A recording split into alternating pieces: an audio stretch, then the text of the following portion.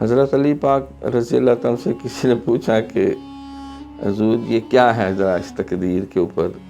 فرمایا کہ ایک ٹانگ اٹھاؤ، تو اس نے اٹھا لی. فرمایا دوسری اٹھاؤ. کہا حضور دوسری اٹھاؤں گا تو گر جاؤں.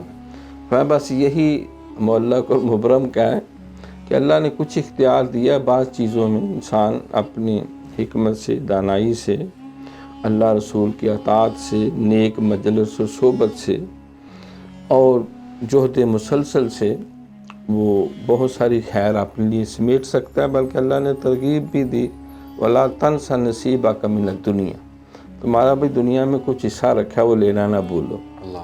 اور ایک اصول بھی بیان کر دیا کہ انسان جتنی کوشش کرتا ہے اللہ تعالیٰ اس کا صلہ اس کو دے دیتا ہے. لَيْسَ لِلْإِنسَانِ إِلَّا مَا سَعَىٰ.